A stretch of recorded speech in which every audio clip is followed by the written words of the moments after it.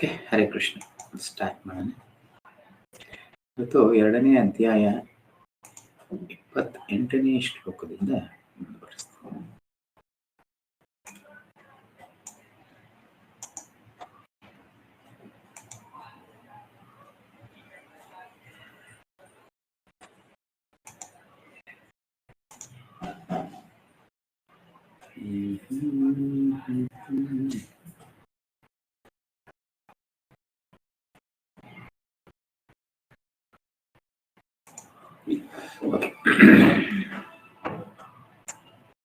ಎರಡನೇ ಅಧ್ಯಾಯ 28ನೇ ಶ್ಲೋಕ. ಅವ್ಯಕ್ತಾದೀನಿ ಭೂತಾನಿ ವ್ಯಕ್ತ ಮಧ್ಯಾನಿ ಭಾರತ ಅವ್ಯಕ್ತ ನಿಧನನ್ಯೇವ ತತ್ರ ಕಾ ಪರಿದೇವನ. ಅವ್ಯಕ್ತಾದೀನಿ ಭೂತಾನಿ ವ್ಯಕ್ತ ಮಧ್ಯಾನಿ ಭಾರತ ಅವ್ಯಕ್ತ ನಿಧನನ್ಯೇವ ತತ್ರ ಕಾ ಪರಿದೇವನ. ಯಾರಾದ್ರೂ ಹೋಗ್ತೀರಾ?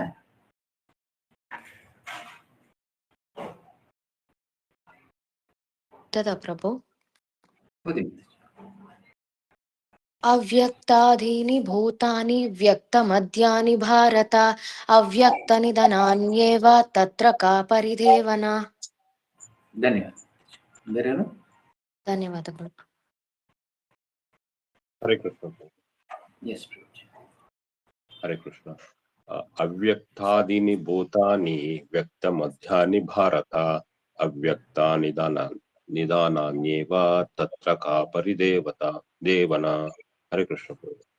ಧನ್ಯವಾದ. ಬೇರೆ ಯಾರಾದ್ರೂ ಹೇಳ್ತೀರಾ? ಹರೇ ಕೃಷ್ಣ ಪ್ರಭು. ಹರೇ ಕೃಷ್ಣ ಪ್ರಭು. ಫಸ್ಟ್ ಗಾಯತ್ರಿ. ಅವ್ಯಕ್ತಾದೀನಿ ಭೂತಾನಿ ವ್ಯಕ್ತ ಮಧ್ಯಾನಿ ಭಾರತ ಅವ್ಯಕ್ತ ನಿಧನಾನ್ಯೇವ ತತ್ರ ಕಾ ಪರಿದೇವನ. ಹರಿ ಕೃಷ್ಣ ಪ್ರಭು. ಧನ್ಯವಾದಗಳು. ನೆಕ್ಸ್ಟ್. ಹರೇ ಕೃಷ್ಣ ಪ್ರಭು. ಹರೇ ಕೃಷ್ಣ. ಅವ್ಯಕ್ತಾದೀನಿ ಭೂತಾನಿ ವ್ಯಕ್ತ ಮಧ್ಯಾನಿ ಭಾರತ ಅವ್ಯಕ್ತ ನಿಧನಾನ್ಯೇವ ತತ್ರ ಕಾ ಪರಿದೇವನ. ಹರೇ ಕೃಷ್ಣ ಪ್ರಭು. ಧನ್ಯವಾದಗಳು. ಬೇರೆ ಯಾರಾದ್ರೂ? Okay. Translation. All created beings are unmanifest in their beginning, manifest in their interim state, and unmanifest again when annihilated. So what need is there for lamentation? ದುಃಖಕ್ಕೆ ಕಾರಣ ಏನಿದೆ ಅರ್ಜುನ? ಪ್ರಾರಂಭದಲ್ಲಿ ಎಲ್ಲರೂ ಅಪ್ರಕಟರಾಗಿದ್ದರು, ಮಧ್ಯದಲ್ಲಿ ಕಾಣಿಸ್ಕೊಂಡ್ರು, ನಂತರ ಮತ್ತೊಮ್ಮೆ ಎಲ್ಲರೂ ಅಪ್ರಕಟರಾದರು. ಸೃಷ್ಟಿಯ ಮುಂಚೆ ಪ್ರಳಯದ ನಂತರ ಯಾರು ಇರೋದಿಲ್ಲ. ಆ ಮಧ್ಯದಲ್ಲಿ ಮಾತ್ರನೇ ಎಲ್ಲರೂ ಇರೋದು. ಶಂಕರಾಚಾರ್ಯರು ಒಂದು ಮಾತಾಡ್ತಾರೆ, ಇಲ್ಲಿ ನಾರಾಯಣ ಪರ ಅವ್ಯಕ್ತ ಅಂತಾರೆ. ಏನು? ನಾರಾಯಣ ಒಬ್ಬನೇ ಸೃಷ್ಟಿಯ ಮುಂಚೆನೂ ಇರ್ತಾನೆ, ಪ್ರಳಯದ ನಂತರನೂ ಇರ್ತಾನೆ. ಬೇರೆ ಎಲ್ಲ ಜೀವಿಗಳು ಸೃಷ್ಟಿಯ ನಂತರ ಇರ್ತವೆ, ಪ್ರಳಯದ ಮೊದಲು ಇರ್ತಾರೆ. ಆದ್ರೆ ಆದ ನಂತರ ಸೃಷ್ಟಿಯ ಮುಂಚೆ ಪ್ರಕಟವಾಗಿರುವುದಿಲ್ಲ, ಸ್ಪಷ್ಟವಾಗಿ. ಆದ ಕಾರಣ ನೋಡಿ, ನಮಗೆ ದುಃಖಗಳು ಯಾವಾಗ ಬರುತ್ತೆ? ಇವತ್ತು ಆಕ್ಚುಲಿ ಮೊದಲನೇ ಅಧ್ಯಾಯ ಮಾಡ್ತಿದ್ದೆ. ದುಃಖ ಯಾವಾಗ ಬರುತ್ತೆ ನಮಗೆ? ಯಾರಾದ್ರೂ ಹೇಳ್ತಾರೆ ದುಃಖ ಯಾವಾಗ ಬರುತ್ತೆ?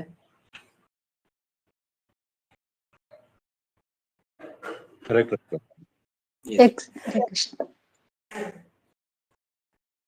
ನಾನು ದೇಹ ಅಂದಾಗ. ಓಕೆ, ಮಾತಾಜಿ. ಹರೇ ಕೃಷ್ಣ ಪ್ರಭು. ಅಂದ್ರೆ ನಮ್ಮ ಎಕ್ಸ್ಪೆಕ್ಟೇಷನ್ಸ್ ಪೂರ್ಣ ಆಗದೆ ಇದ್ದಾಗ ಪ್ರಭು. ಎಕ್ಸ್ಪೆಕ್ಟೇಷನ್ಸ್ ಪೂರ್ಣ ಆಗದೆ ಇರುವಾಗ. ಓಕೆ, ಬೇರೆ? ಇನ್ನೊಂದು, ಎಲ್ಲರನ್ನು ಸನ್ನಿವೇಶ ನೋಡ್ಕೊಂಡು ಹೇಳಿದ್ರೆ ಚೆನ್ನಾಗಿರುತ್ತೆ. ಎಸ್, ಹೇಳಿ ಪ್ರಭು. ಯಾರಾದ್ರೂ ತೀರ್ಕೊಂಡಾಗ ಎಲ್ಲ ನಮ್ಗೆ ದುಃಖ ಆಗುತ್ತೆ ಪ್ರಭು. ಓಕೆ, ಹಂಗ್ ನೋಡಕ್ ಹೋದ್ರೆ ಸಾವಿರಾರು ಲಕ್ಷಾಂತರ ಕಾರಣಗಳಿದೆ ನಾವು ದುಃಖ ಪಡೆಯೋದಕ್ಕೆ. ನಾನು ಹೇಳ್ತೀನಿ ಈ ಸನ್ನಿವೇಶವನ್ನ, ಈ ಸಂದರ್ಭವನ್ನ ಇಟ್ಕೊಂಡು ಮನಸ್ಸಲ್ಲಿ ಇಟ್ಕೊಂಡು ಉತ್ತರವನ್ನು ಆದಷ್ಟು ಹೇಳಕ್ಕೆ ಪ್ರಯತ್ನ ಮಾಡಿ. ಎಸ್, ನಾವು ಹರೇ ಕೃಷ್ಣ ಪ್ರಭು, ನಾವು ಭೌತಿಕ ನೆಲೆಯಲ್ಲಿ ಇದ್ದಾಗ ಆತ್ಮ ಅಂತ ದೇಹ ಅಂತ ಅಂದ್ಕೊಂಡ ದುಃಖ ಆಗುತ್ತೆ, ಆತ್ಮ ಅಂತ ದುಃಖ ಅಲ್ಲ ಪ್ರಭು. ಓಕೆ, ಬೇರೆಯವರು?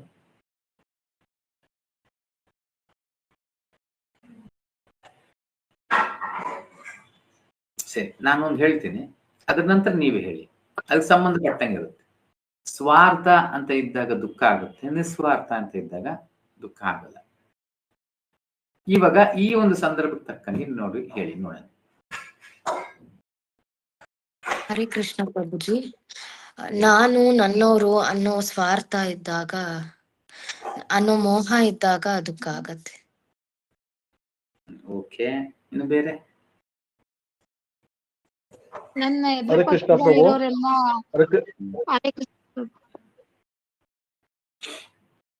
ಹೇಳಿ ಮತ್ತೆ. ಹರೇ ಕೃಷ್ಣ ಪ್ರಭು. ಇರಿ ಪ್ರಭು, ಹೇಳಿ ಮತ್ತೆ.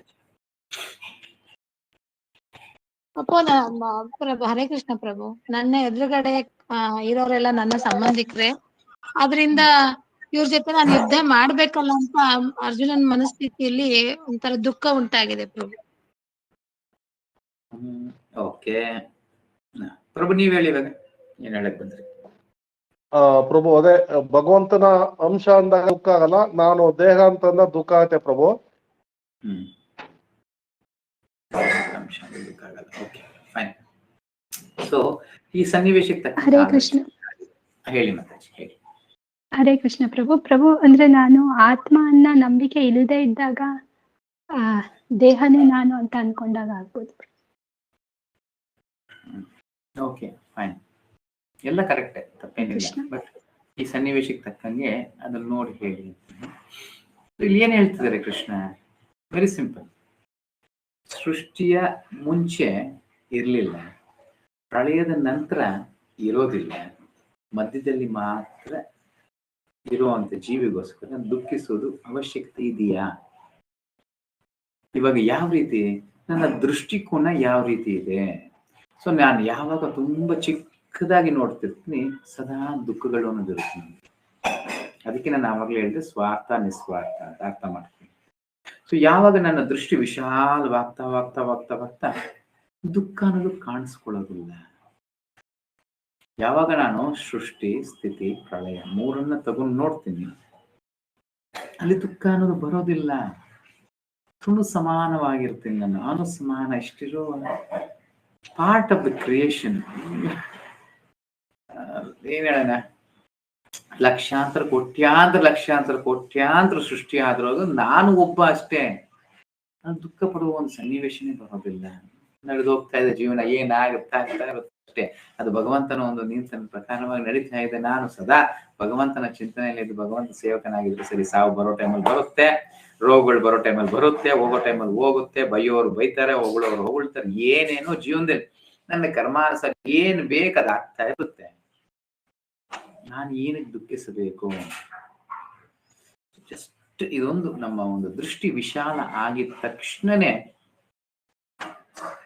ನಮಗೆ ಸ್ಪಷ್ಟತೆ ಅನ್ನೋದು ಬಂದ್ಬಿಡುತ್ತೆ. ಅವಾಗ ಖಂಡಿತ ನಮಗೆ ದುಃಖ ಅನ್ನೋದು ಆಗೋದಿಲ್ಲ. ನಮಗೆ ದುಃಖ ಆಗೋದಿಲ್ಲ. ಆದ್ರೆ ಯಾವಾಗ ಅದೇ ನೋಡಿ, ಆ ಒಂದು ಇದ್ರಲ್ಲೂ ಅಷ್ಟೇ, ಮೊದಲನೇ ಅಧ್ಯಾಯದ ಅರ್ಜುನ ಸ್ವಜನಂ, ಅದಕ್ಕೆ ಮುಂಚೆ ಎಷ್ಟು ಪರಾಕ್ರಮಿಯಾಗಿದ್ದ, ಯಾವ ರೀತಿ ಇದ್ದ, ಏನಾಯ್ತು? ಸ್ವಜನಂ ಅಂತ ಬಂದಿದ ತಕ್ಷಣನೇ ಏನಾಯ್ತು?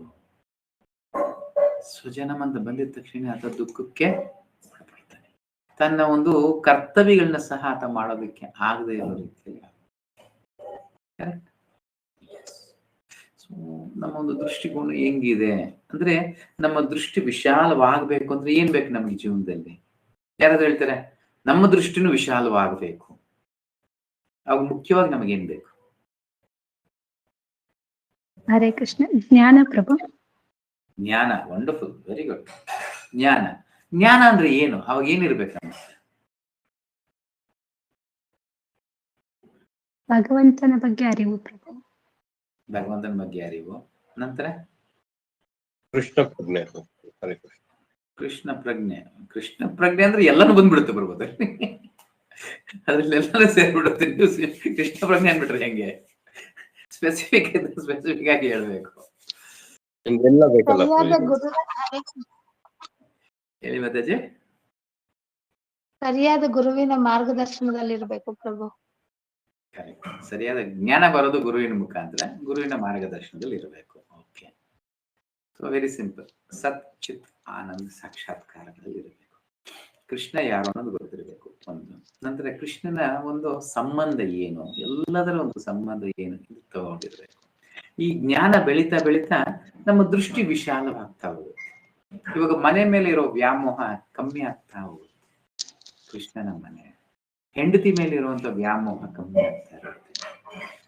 ಮತ್ತೆ ಒಡವೆ, ಸೀರೆ, ಮಕ್ಕಳು ಹಲವಾರು ಇರುತ್ತೆ, ವ್ಯಾಮೋಹ ಇರುತ್ತೆ. ದಿನ ದಿನಕ್ಕೆ ಕಮ್ಮಿ ಆಗ್ತಾ ಹೋಗುತ್ತೆ. ಯಾಕಂದ್ರೆ ನೋಡುವ ದೃಷ್ಟಿ ವಿಶಾಲವಾಗ್ತಾ ಇರುತ್ತೆ. ನನ್ನ ಒಂದು ಕೋರಿಕೆಗಳೇನಿದೆ, ನನ್ನ ಆಸೆಗಳು, ಇದೆಲ್ಲ ತುಂಬಾ ಚಿಕ್ಕದಾಗ್ತಾ ಹೋಗುತ್ತೆ. ಇರೋದಿಲ್ಲ ಅಂತಿಲ್ಲ, ಯಾವಾಗ್ಲೂ ಇರುತ್ತೆ, ಬಟ್ ಪ್ರಾಮುಖ್ಯತೆ ಅನ್ನೋದು ಕಮ್ಮಿ ಆಗ್ತಾ ಇರುತ್ತೆ. ಕೃಷ್ಣನಿಗೆ ಮಾತ್ರ ಪ್ರಾಮುಖ್ಯತೆ ಹೆಚ್ಚಿಗೆ ಕೊಡ್ತಾ ಇರ್ತೀವಿ, ಬೇರೆದಕ್ಕೂ ಕೊಡ್ತೀವಿ ಪ್ರಾಮುಖ್ಯತೆ, ಆದ್ರೆ ಒಂಚೂರು ಕಮ್ಮಿ ಕೊಡ್ತೀವಿ. ಇವಾಗ್ಲೂ ವ್ಯಾಮೋಹ, ಆಸೆ ಎಲ್ಲ ಇರುತ್ತೆ, ಬಟ್ ಮುಂಚೆ ಇದ್ದಷ್ಟು ಇರೋದು ದಿನಕ್ಕೆ ಕಮ್ಮಿ ಆಗ್ತದೆ. ಯಾವಾಗ ಕೃಷ್ಣ ಪ್ರಜ್ಞೆ ಇನ್ನೂ ಹೆಚ್ಚಿಗೆ ಬೆಳೆದಾಗ, ನಮ್ಮ ಸಂಪೂರ್ಣ ವಿಶಾಲವಾದ ದೃಷ್ಟಿ ಬಂದಾಗ ದುಃಖಕ್ಕೆ ಕಾರಣನೇ ಇಲ್ಲದೆ ಹೊರಟೋಗುತ್ತೆ. ಏನಕ್ಕೆ ದುಃಖ ಪಡಬೇಕು, ಅದಕ್ಕೆ ಯಾವುದೋ ಒಂದು ಕಾರಣನೇ ಇಲ್ಲದೆ ಹೊರಟೋಗುತ್ತೆ. ಅಂತ ಒಂದು ಸ್ಥಿತಿಗೆ ಬರುತ್ತೆ ಅದು ಕೃಷ್ಣ ಪ್ರಜ್ಞೆ. ಸೊ ಕೃಷ್ಣ ಪ್ರಜ್ಞೆ ಅಂದ್ರೆ ಸಂಪೂರ್ಣವಾಗಿ ಇಂಥ ಒಂದು ಸ್ಥಿತಿಗೆ ಬರೋದನ್ನೇ ಕೃಷ್ಣ ಪ್ರಜ್ಞೆ ಅಂತ ಹೇಳೋದು. ನಾವು ಸುಮ್ಮನೆ ಅನ್ಕೊಂತಾ ಇದ್ದೀವಿ ನಾವೆಲ್ಲ ಕೃಷ್ಣ ಪ್ರಜ್ಞೆಯಲ್ಲಿ ಇದ್ದೀವಿ ಅಂತ. ಖಂಡಿತ ಇಲ್ಲ. ಇನ್ನೂ ಹೇಳ್ಬೇಕಂದ್ರೆ ನನ್ನ ಪ್ರಜ್ಞೆಯಲ್ಲಿ ನಾನಿದ್ದೀನಿ, ಇಲ್ಲ ನಾನು ಅದು ಅನ್ನೋ ಪ್ರಜ್ಞೆಯಲ್ಲೇ ಇದ್ದೀವಿ. ಜೊತೆಗೆ ಆವಾಗ ಕೃಷ್ಣನ ಒಂದು ಹೆಸರು ಹೇಳ್ತಾ ಇರ್ತೀವಿ ಅಷ್ಟೇ. ಸೊ ಯಾರೋ ಒಬ್ರು ಪ್ರವಚನ ಸಂದರ್ಭದಲ್ಲಿ ಹೇಳ್ತಿದ್ರು, ಪ್ರಭು ಆವಾಗ ನಾನು ಕೃಷ್ಣ ಪ್ರಜ್ಞೆಯಿಂದ ಆಚೆ ಹೋಗ್ಬಿಡ್ತಾ ಇದ್ದೀನಿ, ನನ್ನ ಮನ್ಸು ಅಲ್ಲಿ ಕರ್ಕೊಂಡು ಹೋಗ್ಬಿಡ್ತೀನಿ. ಇಲ್ಲಪ್ಪ, ನೀನು ತಪ್ಪು ಹೇಳ್ತಿದ್ದೀಯಾ. ಆಕ್ಚುಲಿ ಆವಾಗ ಕೃಷ್ಣ ಪ್ರಜ್ಞೆ ಒಳಗಡೆ ಬರ್ತೀನಿ ಅಂತ ಹೇಳೋ. ಯಾವಾಗ್ಲೂ ಇಲ್ಲೇ ಇರ್ತೀನಿ ಅನ್ಕೊಂಬೇಡ, ಯಾವಾಗ್ಲೂ ಮಾಯ ಒಟ್ಟಿಗೆನೆ ಇರ್ತೀವಿ. ಆವಾಗ ಕೃಷ್ಣ ಪ್ರಜ್ಞೆಗೆ ಬಂದು ಹೋಗ್ತಿರ್ತೀವಿ ಅಷ್ಟೇ. Accepting that there are two classes of philosophers, one believing in the existence of the soul and the other not believing the existence of the soul. There is no cause for lamentation in either case. ಇಲ್ಲಿ ಎರಡು ರೀತಿಯ ತತ್ವಗಳನ್ನ ನಂಬುವಂತ ವ್ಯಕ್ತಿಗಳು ಇರ್ತಾರೆ ತತ್ವಶಾಸ್ತ್ರ. ಏನು, ಒಬ್ರು ಆತ್ಮವನ್ನು ನಂಬುವಂತವ್ರು, ಇನ್ನೊಬ್ರು ಆತ್ಮವನ್ನು ನಂಬದೇ ಇರುವಂತವ್ರು. ಇಬ್ಬರ ದೃಷ್ಟಿಯಲ್ಲೂ ನೀನಿದ್ದಾಗ್ಲೂ ದುಃಖ ಪಡುವ ಅವಶ್ಯಕತೆ ಅನ್ನೋದು ಇಲ್ಲ. ಅತಿ ಮುಖ್ಯವಾದ ಒಂದು ಸಂದೇಶ ಈ ಒಂದು ಭಗವದ್ಗೀತೆ. ಎಲ್ಲವನ್ನೂ ಮೀರಿರುವಂಥದ್ದು.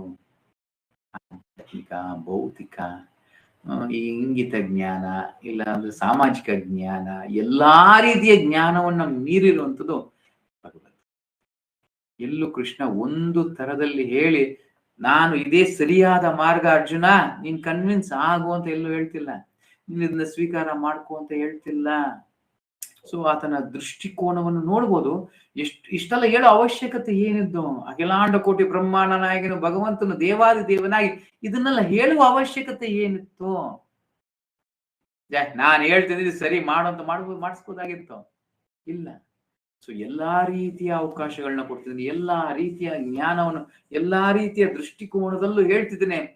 ಅರ್ಜುನ, ನೀನು ಯುದ್ಧ ಮಾಡೋದೇ ಸರಿ. ನೀನು ಭೌತಿಕವಾದಿ ಆಗಿದ್ರು ನೀನು ಯುದ್ಧ ಮಾಡ್ಬೇಕು, ಆಧ್ಯಾತ್ಮಿಕವಾದಿ ಆಗಿದ್ರು ನೀನು ಯುದ್ಧ ಮಾಡಬೇಕು, ಆತ್ಮವನ್ನು ನಂಬಿದ್ರೂ ಯುದ್ಧ ಮಾಡಬೇಕು, ನಂಬಲಿಲ್ಲ ಅಂದ್ರೂ ಯುದ್ಧ ಮಾಡಬೇಕು. ಅರ್ಥ ಆಗ್ತಿದೆ?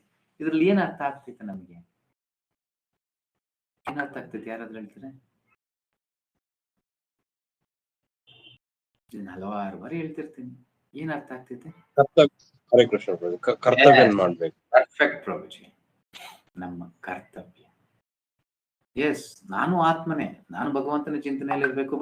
ಸೊ ಆತ್ಮದ ಕರ್ತವ್ಯ ಪರಮಾತ್ಮನ ಸೇವೆ ತೊಡಗಿದೆ. 24 ಗಂಟೆ ಪರಮಾತ್ಮನ ಸೇವೆಯಲ್ಲಿ ಇರಬೇಕು, ತಪ್ಪಿಲ್ಲ ಅದರಲ್ಲಿ. ಆದ್ರೆ ಯಾವ ರೀತಿ ಇರಬೇಕು, ಯಾರ್ಯಾರು ಎಷ್ಟೆಷ್ಟು ಮಟ್ಟಿಗೆ ಇರಬೇಕು, ಯಾರ್ಯಾರು ಎಷ್ಟೆಷ್ಟು ಯೋಗ್ಯತೆನ ಹೊಂದಿದ್ದಾರೆ, ಯಾರ್ಯಾರು ಎಷ್ಟೆಷ್ಟು ಅರ್ಹತೆನ ಹೊಂದಿದ್ದಾರೆ, ಅಷ್ಟರ ಮಟ್ಟಿಗೆನೇ ಇರಬೇಕು. ಆದ್ರೆ ಪರಿಪೂರ್ಣತೆ ಅನ್ನೋದು 24 ಗಂಟೆ ಕೃಷ್ಣನ ಸ್ಮರಣೆಯಲ್ಲಿರೋದು. ಆತ ಮಹಾಭಾಗವತನಾಗ್ತಾನೆ. ಆದ್ರೆ ಆ ಜೀವನಕ್ಕೆ ನಾನು ಮಿಥ್ಯಾಚಾರಿಯಾಗಿರಬಾರದು, ತೋರ್ಪಡಿಕೆಯ ವ್ಯಕ್ತಿಯಾಗಿರಬಾರದು. ಬದಲಿಗೆ ಜೀವನವನ್ನ ಜೀವಿಸುವಂತ ವ್ಯಕ್ತಿ. ಸಹಜತೆ ಅನ್ನೋದು ನಮ್ಮ ಜೀವನದಲ್ಲಿ ಇರಬೇಕು. ನಾನು ಯಾವ ಸ್ಥಳದಲ್ಲಿದ್ದೀನಿ, ಎಷ್ಟರ ಮಟ್ಟಿಗಿದ್ದೀನಿ, ಅಷ್ಟರ ಮಟ್ಟಿಗೆ ನನ್ನ ಒಂದು ಜೀವನವನ್ನು ತೊಡಗಿಸ್ಕೊಂಡು ಹೋಗ್ತೀನಿ. Yes, non-believers in the existence of the soul are called atheists by followers of Vedic wisdom. ಇವ್ರೇನ್ ಹೇಳ್ತಾರೆ? non-believers in the existence of the soul, ಯಾರು ಆತ್ಮವನ್ನ ನಂಬೋದಿಲ್ಲ ಅವರೆಲ್ಲ ನಾಸ್ತಿಕವಾದರು. ಇದನ್ನ ಯಾರು? ಈ ವೇದಶಾಸ್ತ್ರಜ್ಞರು ಹೇಳ್ತಾರೆ. ಇದು ಸರಿನಾ ತಪ್ಪಾ? ನಿಮ್ಮ ಅಭಿಪ್ರಾಯದಲ್ಲಿ ಸರಿನಾ ತಪ್ಪಾ?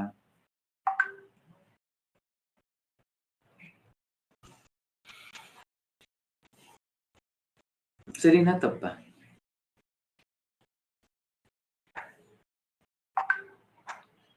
ಯೋಚನೆ ಮಾಡ್ತಿದ್ದಾರೆ ಎಲ್ಲರೂ. ಹರೇ ಕೃಷ್ಣ ಪ್ರಭು. ಅವ್ರ ಸ್ಥಾನದಿಂದ ಅವ್ರು ಹೇಳ್ತಾ ಇರೋದು ಕರೆಕ್ಟ್ ಆಗುತ್ತೆ. ಯಾಕಂದ್ರೆ ಅವ್ರ ದೃಷ್ಟಿ ಅಷ್ಟೇ ಇರತ್ತೆ. ಬಾವಿ ಕಪ್ಪೆ ಅಂತ ಹಲವಾರು ಬಾರಿ ನೀವು ಉದಾಹರಣೆ ಕೊಡ್ತೀರಲ್ಲ, ಅವ್ರ ಬಾವಿನಲ್ಲಿದ್ದಾರೆ, ಅವ್ರಿಗೆ ಅದಕ್ಕಿಂತ ಹೆಚ್ಚಿನ ಹೊರಗಡೆ ಏನು ಪ್ರಪಂಚ ಗೊತ್ತಾಗೋದಿಲ್ಲ. ಅದನ್ನ ಅವ್ರು ಏನ್ ಅನ್ಕೊಳ್ತಾರೆ ಅದೇ ಕರೆಕ್ಟ್ ಆಗುತ್ತೆ. ಕೆಲವೊಮ್ಮೆ ನೋಡ್ಬೋದು, ಕೆಲವರು ಭಗವಂತನೇ ಇಲ್ಲ ಅಂತ ಇರ್ತಾರೆ. ಭಗವಂತನ ಏನಕ್ಕೆ ನೋಡೋದು, ಭಗವಂತನಿಗೆ ಏನಕ್ಕೆ ಅಭಿಷೇಕ ಮಾಡ್ಬೇಕು, ಭಗವಂತನಿಗೆ ಏನಕ್ಕೆ ಸೇವೆ ಮಾಡ್ಬೇಕು.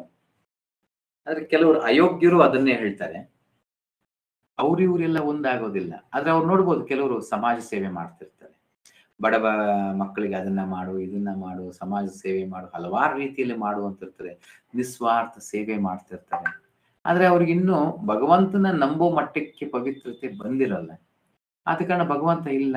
ಆದ್ರೆ ಅವ್ರು ಯಾರನ್ನ ಸೇವೆ ಮಾಡ್ತಿದ್ದಾರೆ? ಯಾರನ್ನ ಸೇವೆ ಮಾಡ್ತಿದ್ದಾರೆ? ಯಾರಾದ್ರೂ ಹೇಳ್ತಾರೆ? ಯಾರನ್ನ ಸೇವೆ ಮಾಡ್ತಿದ್ದಾರೆ? ಅವ್ರ ಕೆಲ್ಸನ ಅವ್ರ ಸೇವೆ ಮಾಡ್ಕೋತಾರೆ ಪ್ರಭು.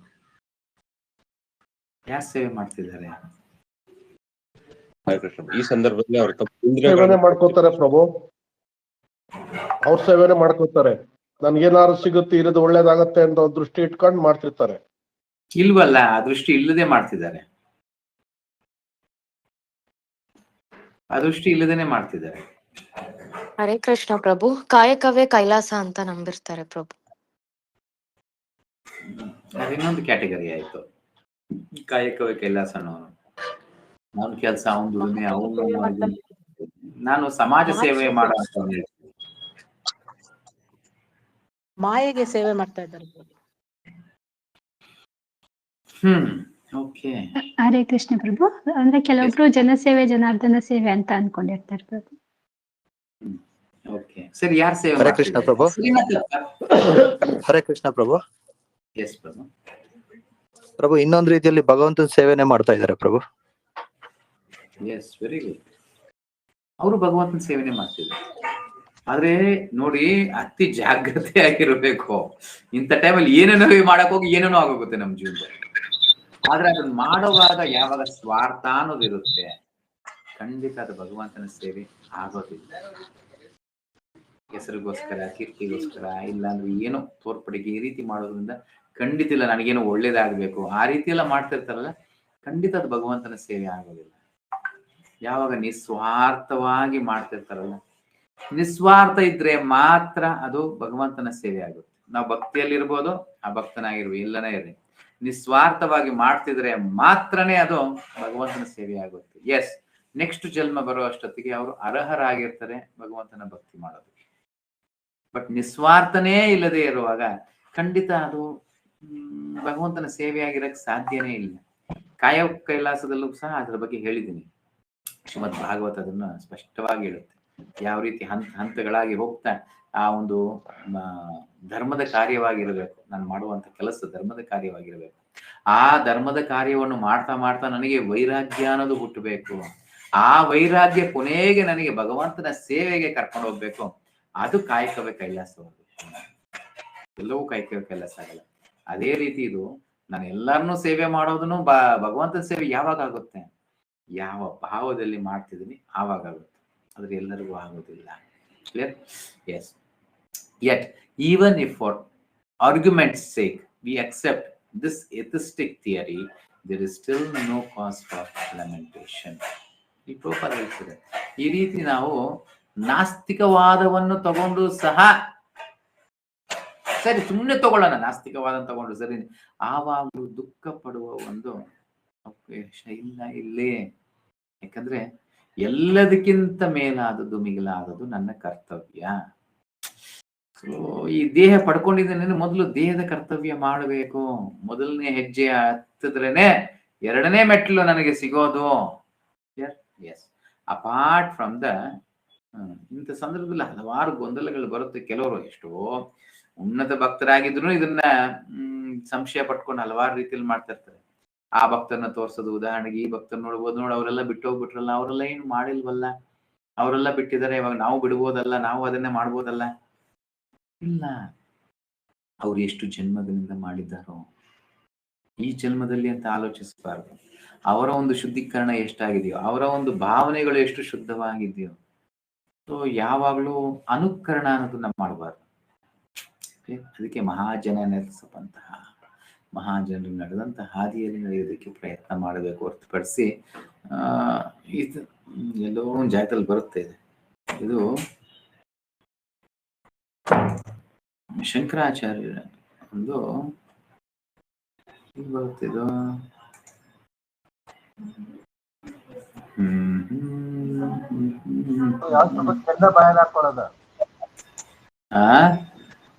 ಇಲ್ಲ, ತರ್ಕೋ ವಿಭಿನ್ನ ಅಂತ ಯಾವ್ದೋ ಒಂದು ಬರುತ್ತೆ. ಒಂದ್ ನಿಮಿಷ ನೋಡ್ತೀನಿ ರೀ. ಜಯ ಜಯ ಜಯ ಜಯ ಎಲ್ಲಾಯ್ತದ, ಎಲ್ಲ ಹೋಗಿರುತ್ತೆ.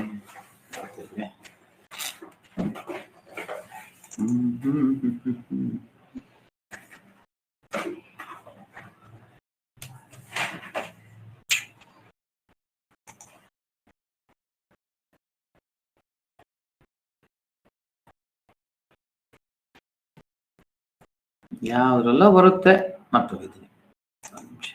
ಎಲ್ಲೋ ನಾನು ಮೊನ್ನೆ ಓದ್ತಾ ಇದ್ದೆ, ಓದಾಗ ಸಿಕ್ತದು, ಮತ್ತೆ ಎಲ್ಲ ಹೋಯ್ತು.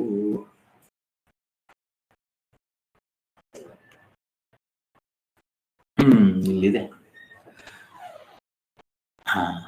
ತರ್ಕೋ ಪ್ರತಿಷ್ಠಾ ಶ್ರುತಯೋ ವಿಭಿನ್ನ ನಾಸೌ ಋಷಿರ್ ಯಸ್ಯ ಮತಂ ನ ಭಿನ್ನಂ ಧರ್ಮಸ್ಯ ತತ್ವಂ ನಿಹಿತಂ ಗುಹಾಯಂ ಮಹಾಜನೋ ಏನ ಗತಸ ಪಂಥಃ.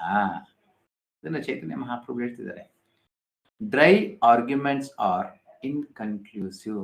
ವಾದ ವಿವಾದಗಳು ನಮ್ಮ ಜೀವನದಲ್ಲಿ ಎಷ್ಟೇ ಮಾಡ್ಬೋದು, ಎಷ್ಟರ ಮಟ್ಟಿಗೆ ನಾನು ವಾದ ವಿವಾದ ಮಾಡಕ್ಕಾಗುತ್ತೆ? ನನ್ನ ಇಂಗಿತ ಜ್ಞಾನ ಇರೋ ಅಷ್ಟರ ಮಟ್ಟಿಗೆ, ನನ್ನ ಬಾವಿ ಕಪ್ಪೆ ಆಗಿರೋದ್ರೆ ನನ್ನ ಬಾವಿಯ ಒಂದು ಗಾತ್ರ ಎಷ್ಟಿದೆ ಅಷ್ಟರ ಮಟ್ಟಿಗೆನೆ ನಾನು ಆಲೋಚನೆ ಮಾಡಿ ಅದನ್ನ ವಾದ ವಿವಾದವಾಗಿ ಮಾಡ್ತೀನಿ ಹೊರತುಪಡಿಸಿ ಅದ್ರ ಮೇಲೆ ಹೋಗಕ್ಕಾಗಲ್ಲ. A great personality whose opinion does not differ from others is not considered a great sage. Simply by studying the Vedas, which are variegated, one cannot come to the right path by which religious principles are understood. The solid truth of religious principles is hidden in the heart of an unadulterated, self-realized person. ಸತ್ಯಾಂಶ, ಪರಮ ಸತ್ಯ ಎಲ್ಲಿದೆ ಅಂದ್ರೆ ಶುದ್ಧ ಭಕ್ತನ ಹೃದಯದಲ್ಲಿದೆ. Consequently, as the Shastras confirm, one should accept whatever progressive path the Mahajanas advocate. ಮಹಾಜನರು ನಡೆದಂತ ಹಾದಿಯಲ್ಲಿ ನಡೆಯೋದಿಕ್ಕೆ ಪ್ರಯತ್ನ ಮಾಡಬೇಕೆ ಹೊರತುಪಡಿಸಿ ನನ್ನದೇ ಆದ ಶಾಸ್ತ್ರವನ್ನ ತಗೊಂಡು ಇದೇ ಭಗವದ್ಗೀತೆ ತಗೊಂಡು ನಾನು ಹೇಳಿದ್ದೇ ಸರಿ, ಖಂಡಿತ ಆಗೋದಿಲ್ಲ. ಒಬ್ಬೊಬ್ಬರಿಗೆ ಒಂದೊಂದು ಮಿತಿಯಾದ ಒಂದು ಜ್ಞಾನ ಇದೆ, ಆ ಮಿತಿಯಲ್ಲೇ ಅವರು ಅದನ್ನ ಅರ್ಥ ಮಾಡ್ಕೊಳಕ್ ಹೋಗ್ತಾರೆ, ಪರಿಪೂರ್ಣವಾಗಿ ಅರ್ಥ ಆಗಲ್ಲ. ಸೊ ಶುದ್ಧ ಭಕ್ತರ ಹೃದಯದಲ್ಲೇ ಪರಮಶಕ್ತಿಯನ್ನು ನೆಲೆಸುತ್ತಾನೆ. ಕ್ಲಿಯರ್? ಆವಾಗ ಮಾತ್ರ ಈ ಒಂದು ಜ್ಞಾನದ ಪರಿಪೂರ್ಣತೆ ಅನ್ನೋದು ಗೊತ್ತಾಗ್ತದೆ. ಆದ ಕಾರಣ ಮಹಾಜನ ಎನ್ನುವಂತಹ ಮಹಾಜನರು ನಡೆದ ಹಾದಿಯಲ್ಲಿ ನಡೆಯಬೇಕು. Apart from the separate existence of the soul, the material elements remain unmanifested before creation. So ಆತ್ಮವನ್ನ ಹೊರತುಪಡಿಸಿ ಇನ್ನು ಬೇರೆ ಎಲ್ಲವೂ ಸೃಷ್ಟಿಯ ಮುಂಚೆ ಅಪ್ರಕಟ ಸ್ಥಿತಿಯಲ್ಲಿರುತ್ತೆ. ಒಂದು ಮಹತ್ತತ್ವ ನೋಡ್ತಿರಲ್ಲ, ಆ ಮಹತ್ತತ್ವದ ಒಂದು ಇದರಲ್ಲಿ ಇರುತ್ತೆ, ಅಪ್ರಕಟ ಸ್ಥಿತಿಯಲ್ಲಿ ಇರುತ್ತೆ. 3 ಗುಣಗಳು ಅಷ್ಟೇ ಅನ್ಮ್ಯಾನಿಫೆಸ್ಟ್ ಸ್ಟೇಟ್ ಅಲ್ಲಿ ಇರುತ್ತೆ, ಮ್ಯಾನಿಫೆಸ್ಟ್ ಆಗಿರಲ್ಲ. From this subtle state of non-manifestation comes manifestation. ಈ ಒಂದು ಸೂಕ್ಷ್ಮವಾದ ಅಪ್ರಕಟ ಸ್ಥಿತಿಯಿಂದ ಪ್ರಕಟ ಸ್ಥಿತಿಗೆ ಬರುತ್ತೆ. Just as from ether, air is generated. ಇದು ಮೊನ್ನೆ ಆಫ್ಲೈನ್ ಕ್ಲಾಸ್ ಅಲ್ಲಿ ಚರ್ಚೆ ಮಾಡ್ತಿದ್ದೆ. ಸೊ ಸೃಷ್ಟಿ ಮೊದಲು ಏನ್ ಪ್ರಾರಂಭ ಆಗುತ್ತೆ, ಎಲ್ಲಿಂದ ಪ್ರಾರಂಭ ಆಗುತ್ತೆ, ಯಾವ್ದ್ರಿಂದ ಪ್ರಾರಂಭ ಆಗುತ್ತೆ? ಸರಿ, ಯಾರಾದ್ರೂ ಹೇಳ್ತೀರಾ ಎಲ್ಲಿಂದ ಪ್ರಾರಂಭ ಆಗುತ್ತೆ ಸೃಷ್ಟಿ? ಬ್ರಹ್ಮನಿಂದ ಪ್ರಭು. ಹರೇ ಕೃಷ್ಣ ಪ್ರಭು. ಬ್ರಹ್ಮನಿಗೆ ಮುಂಚೆ ಏನಿರುತ್ತೆ? ಬ್ರಹ್ಮನಿಗೆ ಮುಂಚೆ ಕಮಲ. ರೈಟ್, ಕಮಲದ ಮುಂಚೆ ಗರ್ಭೋದಕ ಶಾಹಿ ವಿಷ್ಣು ಪ್ರಭು. ಗರ್ಭೋದಕ ಶಾಹಿ ವಿಷ್ಣುವಿನ ಮುಂಚೆ ಕಾರಣೋದಕ ಶಾಹಿ ವಿಷ್ಣು. ಕಾರಣೋದಯಕ ಶಾಹಿ ವಿಷ್ಣುವಿನ ಮುಂಚೆ ಅಂತ ಹೇಳಕ್ಕಾಗಲ್ಲ. ಅದರ ಪ್ರಾರಂಭ ಹೆಂಗಾಗುತ್ತೆ ಅವಾಗ? ಕಾರಣೋದಯಕ ಶಾಹಿ ವಿಷ್ಣು, ಎಸ್, ಮೊದಲನೇ ಎಂಟ್ರಿ ಅಂತ ತಿಳ್ಕೊಳ್ಳೋಣ, ಭೌತಿಕ ಲೋಕಕ್ಕೆ ಎಂಟ್ರಿ. ಅಲ್ಲಿಂದ ಪ್ರಾರಂಭ ಹೆಂಗಾಗುತ್ತೆ? ಸ್ವಯಂಭೂ ಮನು ಅವರ ಸೃಷ್ಟಿ ಮಾಡ್ತಾರೆ ಬ್ರಹ್ಮ, ಅಲ್ಲಿಂದ ಮನುಷ್ಯರ ಸೃಷ್ಟಿ ಆಗುತ್ತೆ ಪ್ರಭು.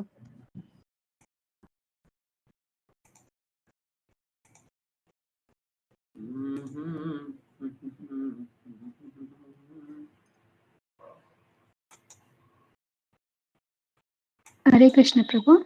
ಪ್ರಭು, ಕರ್ಣೋದಕ ಶಾಹಿ ವಿಷ್ಣು ಅವರ ಉಸಿರಾಟದಿಂದ ಬ್ರಹ್ಮಾಂಡದ ರಚನೆ ಆಗುತ್ತೆ. ಅಲ್ಲಿಂದ ಗರ್ಭೋದಕ ಶಾಹಿ ವಿಷ್ಣು ಅವರು ಕ್ಷೀರೋದಕ ಶಾಹಿ, ಅಂದ್ರೆ ಪ್ರತಿಯೊಂದು ಬ್ರಹ್ಮಾಂಡದ ಒಳಗಡೆ ಕೂಡ ಒಬ್ಬ ಗರ್ಭೋದಕ ಶಾಹಿ ವಿಷ್ಣು ಇರ್ತಾರೆ. ಅವರ ನಾಭಿಯಿಂದ ಗರ್ಭದ ಇದು ಕಮಲದ ಉತ್ಪತ್ತಿಯಾಗಿ ಅದಕ್ಕೆ ಮುಂಚೆ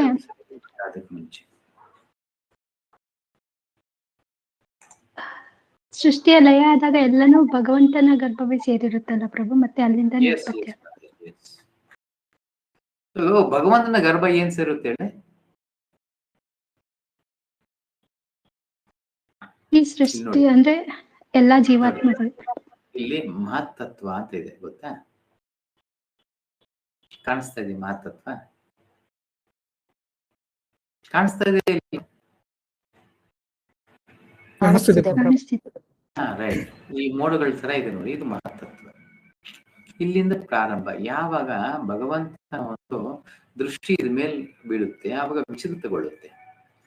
ಹೆಂಗಂದ್ರೆ ನಿಂತಿರೋ ನೀರ್ನ ಒಂಚೂರು ಕಲ್ಲಾಕಿದ ತಕ್ಷಣ ಏನಾಗುತ್ತೆ? ಅಲಗಾಡುತ್ತೆ. ಆ ರೀತಿ ವಿಚಲಿತಗೊಳ್ಳುತ್ತೆ. ಅಲ್ಲಿಂದ ಸೃಷ್ಟಿಯ ಒಂದು ಪ್ರಾರಂಭ ಅನ್ನೋದು ಆಗುತ್ತೆ. ಕ್ಲಿಯರ್? ಸೊ ಅಲ್ಲಿಂದ ಏನ್ ಪ್ರಾರಂಭ ಆಗುತ್ತೆ?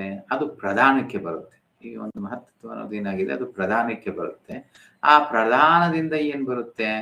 ಒಂದು 3 ಗುಣಗಳು ಅನ್ಮ್ಯಾನಿಫೆಸ್ಟೆಡ್ ಸ್ಟೇಟ್ ಅಲ್ಲಿ ಇರುತ್ತೆ. ಅಲ್ಲಿಂದ ಪ್ರಾರಂಭ ಅನ್ನೋದಾಗುತ್ತೆ. ಮೊದಲನೇದಾಗಿ ಆಕಾಶ ಅನ್ನೋದು ಬರುತ್ತೆ. ಮೊದಲು ಸೃಷ್ಟಿ ಏನು? ಆಕಾಶ.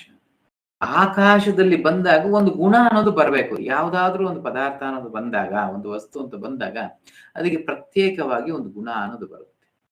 ಸೊ ಆ ಒಂದು ಗುಣ ಏನು? ಆಕಾಶಕ್ಕೆ ಇರುವ ಗುಣ ಏನು? ಆಫ್ಲೈನ್ ಕ್ಲಾಸ್ ಅಟೆಂಡ್ ಮಾಡಿರೋರು ಹೇಳ್ಬೋದು. ಆಕಾಶಕ್ಕೆ ಇರುವಂತ ಗುಣ ಯಾವುದು? Yes, very good. Very good. ಶಬ್ದ. ಶಬ್ದ ಆಯ್ತು. ಶಬ್ದದ ನಂತರ ಆದ್ರಿಂದ ಏನ್ ಸೃಷ್ಟಿ ಆಗುತ್ತೆ?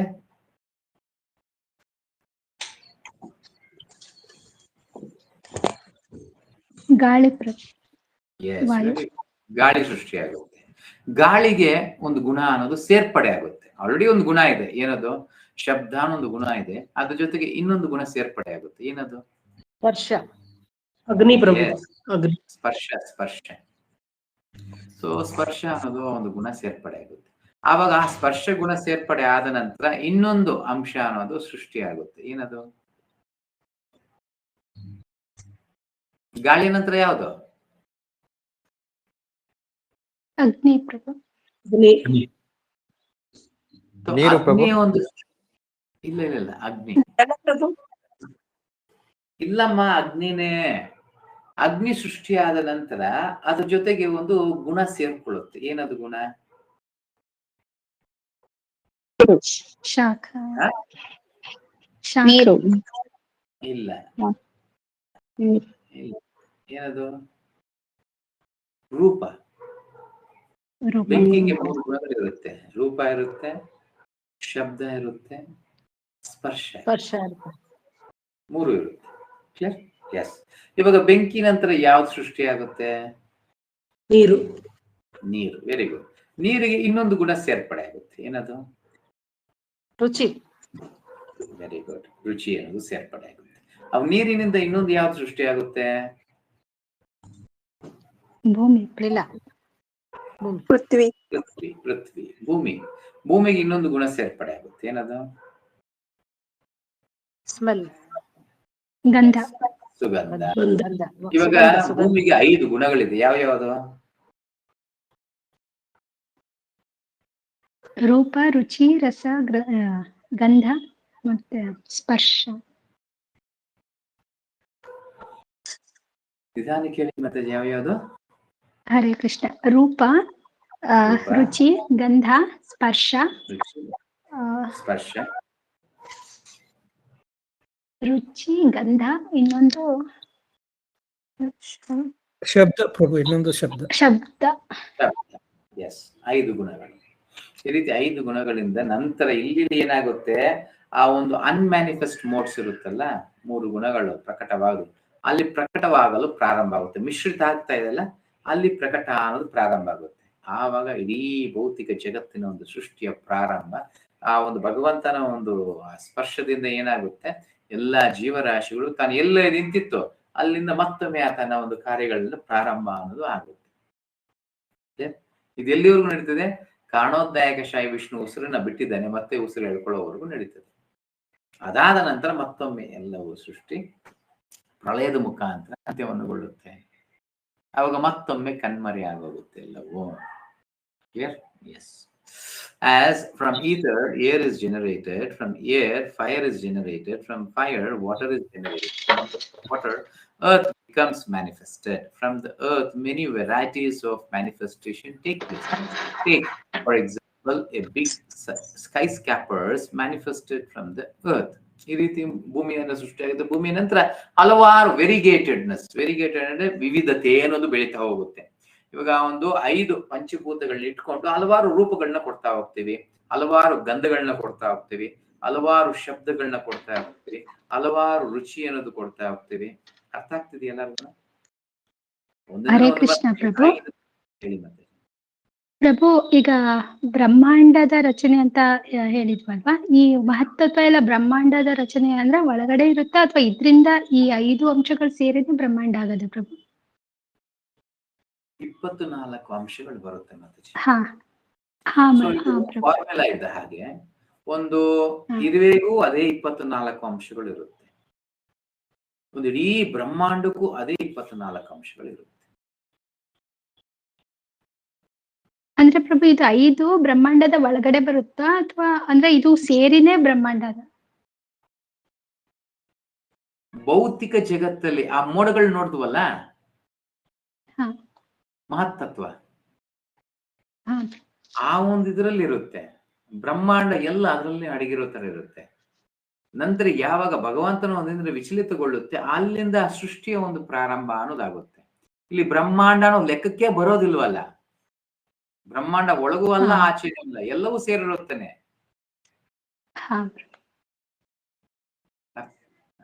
ಹೆಂಗಿದನ್ನ ನಿಮ್ಗೆ 3 ಗುಣಗಳಲ್ಲಿ ಒಂದು ಕೆಂಪು, ಹಳದಿ ಮತ್ತೆ ಹಸಿರು 3 ಬಣ್ಣಗಳನ್ನ ಕೊಡ್ತೀನಿ. ಆ 3ನ್ನ ಇಟ್ಕೊಂಡು ನೀವು ಹಲವಾರು ಬಣ್ಣಗಳನ್ನ ಹಲವಾರು ಇದನ್ನ ಕೊಡಬಹುದು ಅಲ್ವಾ? ಅದೇ ರೀತಿನೇ ಈ ಒಂದು ಮಹತ್ತತ್ವದ ಹಲವಾರು ರೀತಿಯಲ್ಲಿ ಪ್ರಕಟವಾಗ್ತಾ ಹೋಗುತ್ತೆ. ಎಲ್ಲಿ ಒಂದು ಪಂಚಭೂತಗಳು ಬಂದ ನಂತರ ಇದರಿಂದ ಹಲವಾರು ರೀತಿಯ ಒಂದು ಸೃಷ್ಟಿ, ಅದನ್ನೇ ಇಲ್ಲಿ ನೋಡುವುದು ವಿವಿಧತೆ. ಅದ ಹೇಳ್ತಾ ಇದಲ್ಲ, ಹಲವಾರು ಶಬ್ದಗಳು, ಹಲವಾರು ರಸಗಳು, ಹಲವಾರು ರೂಪಗಳು, ಹಲವಾರು ರುಚಿಗಳು, ಈ ರೀತಿ ಎಲ್ಲವೂ ಹಲವಾರು ವಿವಿಧತೆ, ಪ್ರತಿಯೊಂದರಲ್ಲೂ ಆ ವಿವಿಧತೆ ಅನ್ನೋದು ಬರ್ತಾ ಹೋಗುತ್ತೆ. ಈ ರೀತಿಯ ಒಂದು ಸೃಷ್ಟಿಯ ಒಂದು ಪ್ರಾರಂಭ ಅನ್ನೋದಾಗುತ್ತೆ. ಧನ್ಯವಾದ. Many varieties of manifestation. Take for example a big skyscraper manifested from the earth. ಈ ಒಂದು ಭೂಮಿಯಿಂದ ಏನೋ ದೊಡ್ಡ ಒಂದು ಅಂತಸ್ತಿನ ಒಂದು ಮನೆಯನ್ನು ಪ್ರಕಟವಾಯಿತು. When it is dismantled, the manifestation becomes again unmanifested and remains as atoms in the ultimate stage. So ಒಂದು ಮನೆ ಕಟ್ಟಿದ್ವಿ, ದೊಡ್ಡ ಮನೆ ಕಾಣಿಸ್ತಾ ಇತ್ತು, ವಯಸ್ಸಾಯ್ತು, ಆ ಮನೆನ ಮುರಿದು ಹಾಕ್ತಿವಿ, ಏನಾಯ್ತು? ಎಲ್ಲ ಪುಡಿ ಪುಡಿಯಾಗಿ ಮಣ್ಣಲ್ಲಿ ಮಿಶ್ರಿತವಾಗೋಯ್ತು, ಕಣ್ಮರೆ ಆಗಿತ್ತು, ಮತ್ತೆ ಪ್ರಕಟವಾಯಿತು, ಮತ್ತೆ ಕಣ್ಮರೆ ಆಗೋಯ್ತು. Clear? Law of conservation of energy remains, but in course of time, things are manifested and unmanifested. That is the difference. ನಿಜವಾದ ಇಲ್ಲಿ ವ್ಯತ್ಯಾಸನೇನು? ಆ ಕಾಲಕ್ರಮೇಣ ಸಮಯಕ್ಕೆ ತಕ್ಕಂಗೆ ಎಲ್ಲವೂ ಪ್ರಕಟವಾಗುತ್ತೆ, ಅಪ್ರಕಟವಾಗುತ್ತೆ. ನಾನು ಮಿತಿಯಾಗಿ ನೋಡಿದಾಗ ಮಾತ್ರ ನನಗೆ ಹಲವಾರು ಗೊಂದಲಗಳು, ಹಲವಾರು ಕ್ಲೇಶಗಳು, ಹಲವಾರು ರೀತಿಯ ಸಮಸ್ಯೆಗಳು. ನನ್ನ ಒಂದು ದೃಷ್ಟಿನ ಒಂಚೂರು ದೊಡ್ಡದು ಮಾಡಿದ ತಕ್ಷಣನೇ ಅದರಿಂದ ನಾನು ಪಾರಾಗ್ತೀನಿ. Then what cause is there for lamentation either in the stage of manifestation or in unmanifestation? ಸೃಷ್ಟಿ ಪ್ರಕಟ ಆಗಕ್ಕೆ ಮುಂಚೆ ಆಗಿರ್ಲಿ, ಪ್ರಕಟ ಆದ ನಂತರವಾಗಿರ್ಲಿ, ಇಲ್ಲಿ ದುಃಖ ಪಡಲು ಏನ್ ಕಾರಣ ಇದೆ? ಎಸ್, ಈವನ್ ಇವಾಗ ಒಂದು ಉದಾಹರಣೆ ಬರುತ್ತೆ.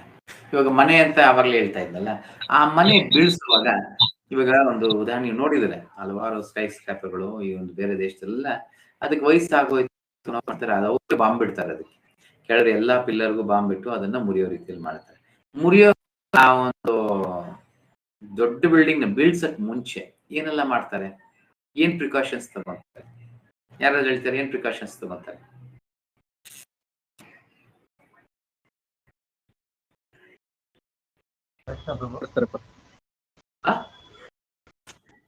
ಅಲ್ಲಿರೋರ್ನೆಲ್ಲ ಖಾಲಿ ಮಾಡಿಸ್ತಾರೆ ಪ್ರಭು. Very good. ಅಲ್ಲಿರೋರ್ನೆಲ್ಲ ಖಾಲಿ ಮಾಡಿಸ್ತಾರೆ. ಯಾರೆಲ್ಲ ಮಾಡಿಸ್ತಾರೆ?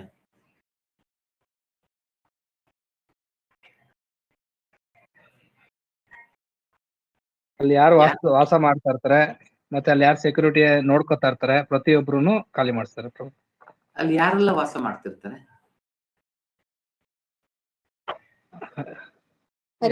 ತಗೊಂಡಿರ್ತಾರೆ. ಹೇಳಿ ಹೇಳಿ ಪ್ರಭು. ಕೆಲವೊಂದು ಜೀವರಾಶಿಗಳು ಇರುತ್ತಲ್ಲ ಪ್ರಭು, ಭೂಮಿ ಒಳಗಡೆ, ಅದಕ್ಕೆ ಕೂಡ ಹಾನಿ ಆಗ್ದಂಗೆ ಇದ್ ಮಾಡ್ಬೇಕಲ್ಲ ಪ್ರಭು? ಇಲ್ಲ, ಅದನ್ನ ಖಾಲಿ ಮಾಡಿಸ್ತಾರ ಅಂದೆ. ಅಂದ್ರೆ ಫಸ್ಟ್ ನಾವು ಇವಾಗ ಪೂಜೆ ಮಾಡಿ ಈ ತರ ಯಾವ್ದಕ್ಕೂ ಯಾವ ತೊಂದ್ರೆನೂ ಆಗ್ಬಾರ್ದು ಅಂತ ಹೇಳಿ ಇದ್ ಮಾಡ್ತೀವಲ್ಲ ಪ್ರಭು, ಆಮೇಲೆನೆ ಅದು ಡೆಮಾಲಿಷ್ ಮಾಡೋದು ಆತರ ಮಾಡ್ತಾರೆ. ಮತ್ತೆ ಉದಾಹರಣೆಗೆ ಅದ್ರಲ್ಲಿ ಇರುವೆಗಳು ಇರುತ್ತೆ, ಅದನ್ನು ಖಾಲಿ ಮಾಡಿಸ್ತಾರ? ಅದು ಆ ಶಬ್ದದಿಂದ ಇದಾಗತ್ತಲ್ಲ ಪ್ರಭು, ಅಂದ್ರೆ ಬೇರೆ ಕಡೆ ಹೋಗುವಂತ ಅದಕ್ಕೆ ಜ್ಞಾನ ಇರುತ್ತೆ ಅನ್ಸುತ್ತೆ ಪ್ರಭು. ಅಷ್ಟು ಟೈಮ್ ಕೊಟ್ಟು, ಶಬ್ದ ಕೊಟ್ಟು, ಟೈಮ್ ಕೊಟ್ಟು ನೀವು ಇದನ್ನ ಮಾಡ್ತೀರಾ?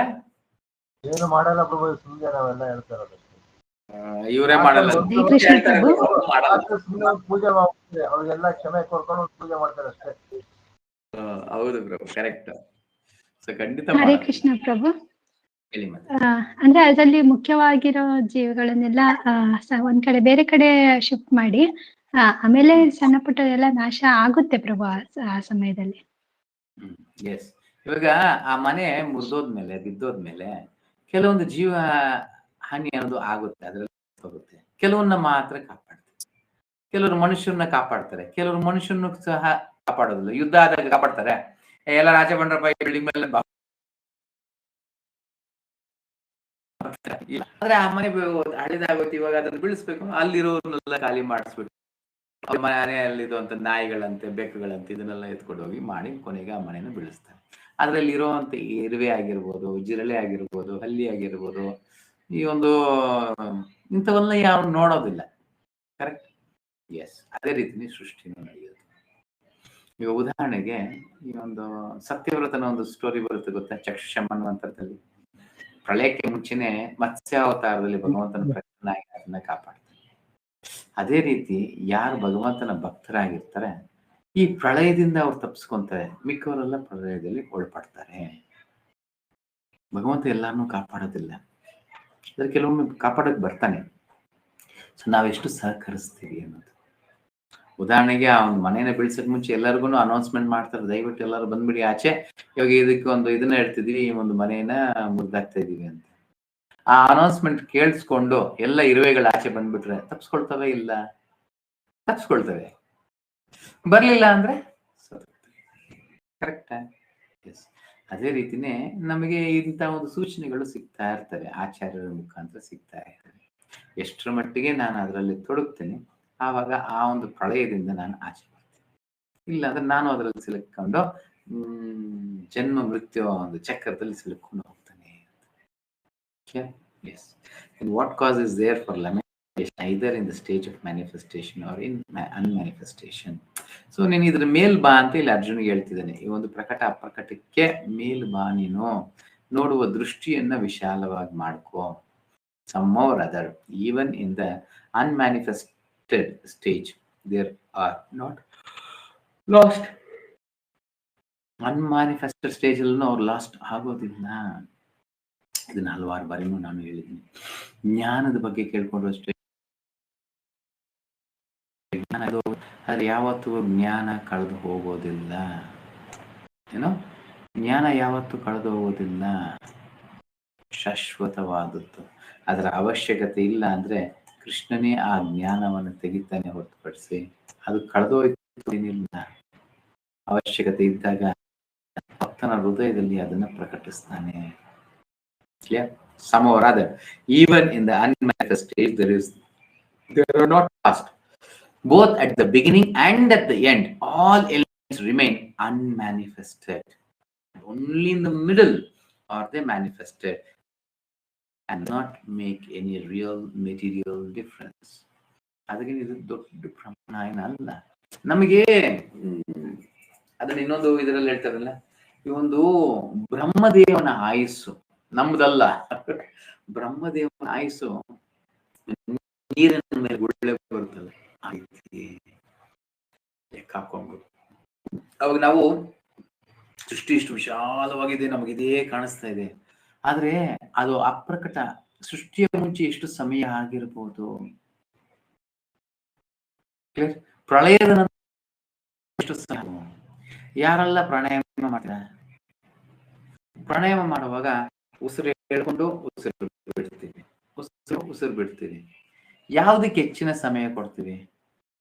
ಉಸಿರು ಎಳ್ಕೊಂಡು ನಂತರ ಸಮಯ ಹೆಚ್ಚಿಗೆ ಆಗುತ್ತಾ, ಉಸಿರು ಬಿಟ್ಟ ನಂತರ ಹೆಚ್ಚಿಗೆ ಸಮಯವಾಗುತ್ತೆ? ಯಾರಾದ್ರೂ ಹೇಳ್ತೀರಾ? ಇಲ್ಲಿ ಯೋಗ ಟೀಚರ್ ಇಟ್ಕೋಬೇಕು ಪ್ರಭು. ಉಸಿರು ತಗೊಳ್ಳೋದು ಪ್ರಭು. ಇಲ್ಲಮ್ಮ, ಉಸಿರು ಒಳಗಡೆ ಇರೋದು, ಆಚೆ ಇರೋದು ಹೆಚ್ಚಿನ ಸಮಯನ? ಆಚೆ ಇರೋದು ಉಸಿರು ಆಚೆ ಇರೋದು ಪ್ರಭು. ಕರೆಕ್ಟ್ ಆಗಿ ನೋಡಿ ಹೇಳಿ ಪ್ರಭು. ಉಸಿರು ಒಳಗಡೆ ಇಟ್ಕೊಳ್ಳೋದು ಕುಂಭಕ ಅಂತಾರೆ, ಅದು ಜಾಸ್ತಿ ಹೊತ್ತು ಉಸಿರನ್ನ ಒಳಗೆ ಇಟ್ಕೋಬೇಕು ಪ್ರಭು. ಪ್ರಭು ಉಸಿರು ಬಿಡುವುದನ್ನು ಹೆಚ್ಚಿಗೆ ಸಮಯ ತಗೊಳುತ್ತೆ ಪ್ರಭು. ನಾನು ಉಸಿರು ಬಿಡೋದನ್ನ ಇರ್ಲಿಲ್ಲ ಮಾತಾಜಿ. ನಮ್ಮ ಉಸಿರು ಆಚೆ ಇರೋ ಸಮಯ ಹೆಚ್ಚಿಗೆ ಇರುತ್ತೆ, ಒಳಗಿರೋ ಸಮಯ ಹೆಚ್ಚಿಗೆ ಇರುತ್ತೆ. ಒಳಗಿರೋ ಸಮಯ ಹೆಚ್ಚಿಗೆ ಇರುತ್ತೆ ಪ್ರಭು. ನಾವು ಬ್ರೀತ್ ಹೋಲ್ಡ್ ಮಾಡ್ಬೇಕು ಪ್ರಭು, ಅದೇ ಪ್ರಾಣಾಯಾಮ. ಇವಾಗ ಮಹಾವಿಷ್ಣು ಉಸಿರು ಬಿಟ್ಟಾಗ ಎಲ್ಲ ಬ್ರಹ್ಮಾಂಡಗಳು ಬರುತ್ತೆ, ಉಸಿರು ಹೇಳ್ಕೊಂಡಾಗ ಎಲ್ಲ ಒಳಗಡೆ ಹೊರಟೋಗುತ್ತೆ. ಅಂದ್ರೆ ಉಸಿರು ಬಿಟ್ಟಾಗ ಪ್ರಕಟವಾಗುತ್ತೆ, ಉಸಿರು ಹೇಳ್ಕೊಂಡಾಗ ಅಪ್ರಕಟವಾಗುತ್ತೆ. ಇವಾಗ ಅಪ್ರಕಟದ ಸ್ಥಿತಿ ಹೆಚ್ಚಿಗೆ ಇದೆಯಾ, ಪ್ರಕಟದ ಒಂದು ಸ್ಥಿತಿಯಲ್ಲಿ ಹೆಚ್ಚಿಗೆ ಇದೀವ? ಪ್ರಕಟ ಜಾಸ್ತಿ ಇದೆ ಪ್ರಭು. ಫುಲ್ ಕನ್ಫ್ಯೂಷನ್ ಅಲ್ಲಿ ಇದೆ ಅಲ್ಲ? ಪ್ರಕಟದಲ್ಲಿ ಜಾಸ್ತಿ ಇದೀವ, ಅಪ್ರಕಟದಲ್ಲಿ ಜಾಸ್ತಿ ಇರ್ತೀವ? ಅಪ್ರಕಟದಲ್ಲಿ ಜಾಸ್ತಿ ಇರುತ್ತೆ ಪ್ರಭು. ಎರಡು ಸಮ ಇರುತ್ತೆ ಅಂತ. ಆಯ್ತು, ಸಮಾನನೇ ತಗೊಳ್ಳೋಣ. ಇವಾಗ ಯಾಕೆ ನಾನು ಹೆಚ್ಚು ಪ್ರಾಮುಖ್ಯತೆ ಕೊಡಬೇಕು?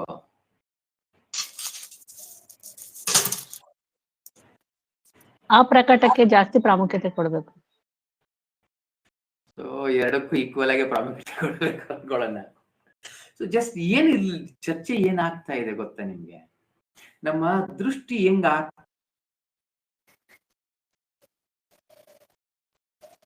ಏನಾಗಿದೆ, ಅಲ್ಪ ಮಾತ್ರದ ಜೀವನಕ್ಕೆ ಎಷ್ಟು ಪ್ರಾಮುಖ್ಯತೆ ಕೊಡ್ತಿದ್ದೀನಿ, ಬದಲಿಗೆ ನನ್ನ ಒಂದು ಕರ್ತವ್ಯಗಳು ಏನಕ್ಕೋಸ್ಕರ ಹುಟ್ಟಿದ್ದೀನಿ, ಏನ್ ಮಾಡಬೇಕು, ಕೃಷ್ಣನ ಆದೇಶದಂತೆ ನನ್ನ ಜೀವನವನ್ನ ನಡೆಸ್ಕೊಂಡು ಹೋಗ್ಬೇಕು. ಕೃಷ್ಣ ನನಗೆ ಗೊತ್ತಿಲ್ಲ ಏನು ಹುಟ್ಟಿಸಿದಾನೆ ಅನ್ನೋದು, ಆದ್ರೆ ಆತನಿಗೆ ಗೊತ್ತು. ನನ್ನೇನು ಹುಟ್ಟಿಸಿದಾನೆ ಅನ್ನೋದು ಆತನಿಗೆ ಗೊತ್ತು. ಅದಕ್ಕೆ ಸಹಜತೆಯಾದ ಜೀವನ ಅನ್ನೋದನ್ನ ಜೀವಿಸಕ್ಕೆ ಪ್ರಯತ್ನ ಮಾಡ್ಬೇಕಿಲ್ಲ. ಇವತ್ತಿಲ್ಲಿ ಕ್ಲಾಸ್ ಮಾಡು ಅಂತ ಹೇಳ್ತಿದ್ದೀನಿ, ಮಾಡ್ತಿದ್ದೀನಿ ಅಷ್ಟೇ. ನನಗೆ ಮಾಡೋ ಯೋಗ್ಯತೆನೂ ಇಲ್ಲ, ಇದ್ರ ಬಗ್ಗೆ ಅರಿವೂ ಇಲ್ಲ. ಏನೋ ಆತನೇ ಅರಿವು ಕೊಡ್ತಾನೆ. ಮತ್ತ ಸ್ಮೃತಿರ್ ಜ್ಞಾನಮ ಪೌನಂಶ, ಆತನೇ ಕೊಡ್ತಾನೆ. ಇದನ್ನ ಹೇಳು ಅಂತಾನೆ ಹೇಳು, ಬಿಡು ಅಂದ್ರೆ ಬಿಡು ಅಷ್ಟೇ. ಸೊ ಆ ಮಟ್ಟಿಗೆ ಸರಳತೆಯಾದ ಒಂದು ಜೀವನ, ನನ್ನ ಒಂದು ಗುಣಗಳ ಒಂದು ಇದರಿಂದ, ನನ್ನ ಒಂದು ಕೋರಿಕೆಗಳಿಂದ ಆ ಒಂದು ಸ್ವಾತಂತ್ರ್ಯವನ್ನ ಕೃಷ್ಣನಿಂದ ಕಿತ್ಕೊಂಡು ನಾನೇನೋ ಮಾಡ್ತೀನಿ ಅಂತ ಇರ್ತೀವಲ್ಲ, ಇಲ್ಲಿ ನಾವು ಸಿಗ.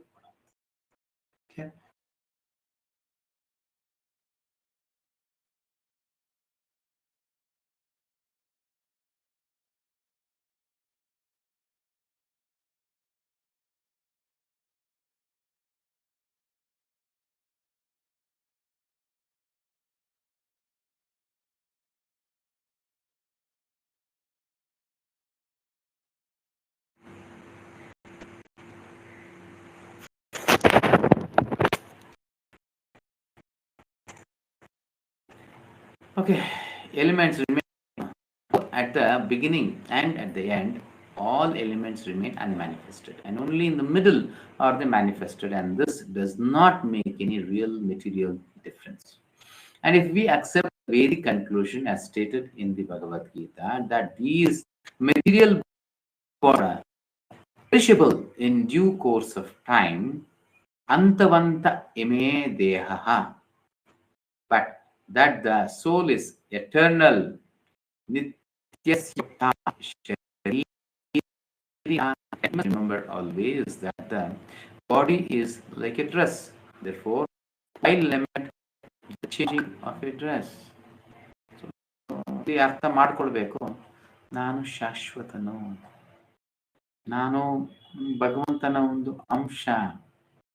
ಭಗವಂತನ ಒಟ್ಟಿಗೆ ಇರೋದೇ ಜಾಸ್ತಿ ಸಮಯ ಇರುವಂತದ್ದು. ಈ ಭೌತಿಕದಲ್ಲಿ ಕಡಿಮೆ ಇರ್ತೇನೆ. ದುಃಖಿಸುವುದಕ್ಕೆ ಏನಿದೆ ಅಲ್ಲಿ? ನನ್ನ ಕರ್ತವ್ಯ ಇಲ್ಲ. ಆ ಸಮಯಕ್ಕೆ ಏನ್ ಆಗ್ಬೇಕು ಅದು ಆಗ್ತಾ ಇರುತ್ತೆ. ಅದಕ್ಕೆ ಚಿಂತಿಸೋ ಅವಶ್ಯಕತೆ ಏನಿದೆ? ಅದಕ್ಕೆ ಸೋಂಬೇರಿನೂ ಆಗಿರೋದಲ್ಲ. ನನ್ನ ಕರ್ತವ್ಯ ಏನಿದೆ ಅದನ್ನ ಮಾಡ್ಕೊಂಡು ಹೋಗ್ಬೇಕು. The material body has no factual existence in relation to the eternal soul. ಆತ್ಮಕ್ಕೆ ಯಾವುದೋ ಒಂದು ಸಂಬಂಧ ಇಲ್ಲ ಈ ಒಂದು ಭೌತಿಕ ದೇಹದೊಂದಿಗೆ. ಯಾವುದೇ ಒಂದು ಸಂಬಂಧ ಅನ್ನೋದಿಲ್ಲ. ಎಣ್ಣೆ ಇದಕ್ಕೆ ಯಾವುದೇ ಒಂದು ಸಂಬಂಧ ಅನ್ನೋದಿರಲ್ಲ. It is something like a dream. In a dream, we may think of flying in the sky or as a king, but when we wake up, we can see that we are not in the sky nor seated on the chariot. ಇದು ಒಂದು ತರ ಕನಸು ಹಾಗೆ. ನಮ್ಮ ಜೀವನ ಎಲ್ಲ ನಡೀತಾ ಇರೋದು ಒಂದು ಕನಸಿದ್ದ ಹಾಗೆ. ಆ ಕನಸಲ್ಲೇ ಇವಾಗ ಎಲ್ಲರಿಗೂ ಒಂದು ಪ್ರಶ್ನೆ, ಆ ಕನಸಲ್ಲಿ ನನ್ನ ನಿಯಂತ್ರಣ ಏನಾದ್ರೂ ಇರುತ್ತೆ?